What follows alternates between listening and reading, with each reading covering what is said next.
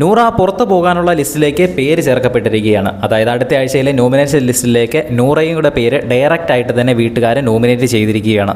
വീട്ടുകാർ ഭൂരിഭാഗം ആൾക്കാരും വോട്ട് ചെയ്താണ് നൂറയെ തിരഞ്ഞെടുത്തിരിക്കുന്നത്. 10-ൽ കൂടുതൽ വോട്ടുകൾ നൂറയ്ക്ക് ലഭിച്ചു.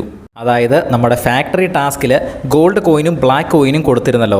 അപ്പോൾ നൂറയുടെ കൈവശം 2 ബ്ലാക്ക് കോയിൻ, അക്ബറിൻ്റെ കൈവശം 1 ബ്ലാക്ക് കോയിൻ, അഭിലാഷിൻ്റെ കൈവശം 2 ബ്ലാക്ക് കോയിൻ. അങ്ങനെ അഭിലാഷിനും നൂറയ്ക്കും 2 ബ്ലാക്ക് കോയിൻ വന്നതുകൊണ്ട് ഏറ്റവും കൂടുതൽ ബ്ലാക്ക് കോയിൻ കൈവശമുള്ളവർ ഡയറക്റ്റായിട്ട് തന്നെ നോമിനേഷനിലേക്ക് ഇൻക്ലൂഡ് ചെയ്യപ്പെടുമെന്ന് ബിഗ് ബോസ് ഓൾറെഡി അനൗൺസ് ചെയ്തിരുന്നു.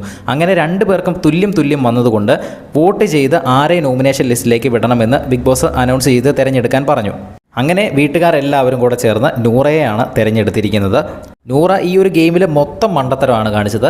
ഇന്നലെ ആ 3 ബ്ലാക്ക് കോയിൻ ഒരാളുടെ കയ്യിൽ കൊടുത്തിരുന്നുവെങ്കിൽ അത് നൂറയ്ക്ക് നോമിനേഷൻ ലിസ്റ്റിലേക്ക് പോകേണ്ട ഒരു കാര്യവുമില്ലായിരുന്നു. ഇത് ഒരെണ്ണം അക്ബറിനും ഒരെണ്ണം അഭിലാഷിനും കൊടുത്തു. 3 എണ്ണം അക്ബറിൻ്റെ കയ്യിലോ അല്ലെങ്കിൽ 3 എണ്ണം ഒരുമിച്ച് അഭിലാഷിൻ്റെ കയ്യിലോ കൊടുത്തിരുന്നുവെങ്കിൽ നൂറേനേക്കാളും ബ്ലാക്ക് കോയിൻ ഓൾറെഡി അവരുടെ കയ്യിൽ വന്നേനെ.